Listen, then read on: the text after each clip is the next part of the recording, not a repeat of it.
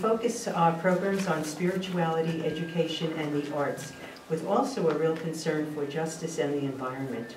So that's kind of a summary of what we do here with the conference center that we have, with 9 meeting rooms and 128 beds, and welcoming people of all walks of life who seek God as divine wisdom in the many forms that God has revealed to us.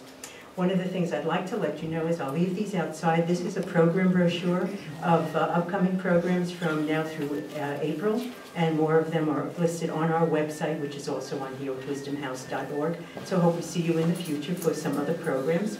And then one other thing, our art and spirituality coordinator, Sister Jo-Ann Iannotti, has just published a book with Reflections for Lent, which starts on February 15th. The books are out there. We'd love to have you take one. If you're able to offer a donation for it, we're not going to refuse.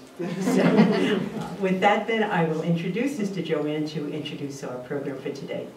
Along with our outreach to people of all faiths, we also have a very special emphasis on the arts. And that's why we have here at Wisdom House a permanent art gallery, the Louise Trichet Gallery, which is right across the hall, which some of you have already had the opportunity to visit. But also, since we are an interfaith center, then you will not be surprised that I may start off with a quote taken from the Buddha. Images and sounds. By such means, awaken yourself and others to the reality of suffering in the world. Do not close your eyes before suffering. Well, the reality of suffering, as you know, is written, within our very flesh, whether it's the simple pinprick of the finger, or if it's a more serious illness, or if it's emotional suffering. It affects our whole person, and it also becomes part of our personal stories, and each one's story is unique. Don Cooper, who is the artist whose work is on exhibit in our gallery right now, Don has been with the suffering face to face, but we can also say flesh to flesh. And he has listened well to their stories of the past up to where they are presently now in this particular time of their lives. Don was the founder and principal of Design Matrix in Amsterdam, New York. He established it in 1976, and his business offered services in industrial design, model making, and digital animation. Some of his clients have included GE and AT&T.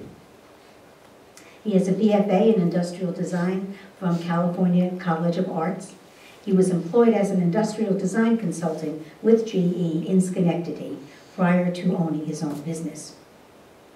He's designed and manufactured and marketed very interesting products. These include an extensive line of contemporary lighting, a piece called Profile 100, which is a modular exhibit system for trade shows. He created the Matrix Dynamic Light Wall, which is a multimedia presentation system for trade shows and also available for large organizations for their lobbies.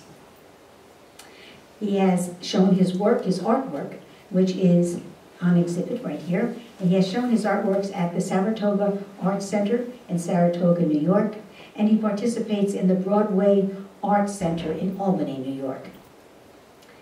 This is what Don says about his experience. He says, each patient's circumstances are unique, and each patient has special abilities to teach us about a stage of life which we all will experience. So with that, I'm happy to introduce Don Cooper, and he will give us an overview of his work, and we're certainly open to questions after his presentation.